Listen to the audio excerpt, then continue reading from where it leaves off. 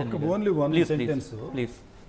పురాణాలు ఇతిహాసాల్లో కూడా రాక్షసులు గురించి విన్నాం కదా కథలు.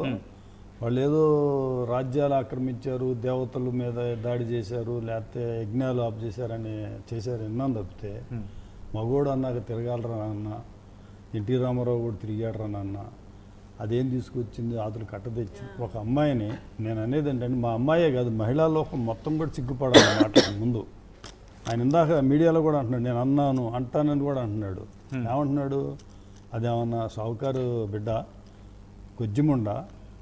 ఇటువంటి మాటలు ఈ సమాజంలో ఇవాళ ఈ ఆధునిక సమాజంలో స్త్రీ సమాన హక్కులు ఉన్నాయి, స్త్రీ సగం ఉన్నాయి ఈ రోజుల్లో. ఇటువంటి తండ్రి కొడుకుతో ఈ మాటలు అంటున్నాడంటే ఈ సమాజం దాన్ని ఎంత వ్యతిరేకించాలి సార్? అసలు ముందు ఒక్క మాటలో చెప్పొచ్చు ఆయన నేచర్ మొత్తం. మనం ఆ ఒక్క మాటతోటి కొడుకుతో తండ్రి మాట్లాడే ఆ మాటలు ఉన్నాయి కదా, ఒప్పుకుంటున్నాడు మీడియా ముందు కూడా నేను మాట్లాడానండి ఆయన. దాన్ని బట్టే ఆయన సైకాలజీ ఏంటో, ఆయన మనస్తత్వం ఏంటో, కొడుక్కి ఆయన ఇచ్చే డైరెక్షన్ ఏంటో, కొడుక్కి ఆయన గురువుగా ఎలా వ్యవహరించాలనుకుంటున్నాడో, కోడల్ని ఎలా ఎలగొట్టాలనుకుంటున్నాడో, కొడుక్కి అక్రమ సంబంధాలు ఎలా అంటగట్టాలనుకుంటున్నాడో మొత్తం ఆ 2 నిమిషాల ఆడియో టేప్లోనే ఉంది సార్. ఆయన నేచర్ మొత్తాన్ని కూడా ఆవిష్కరించింది అది.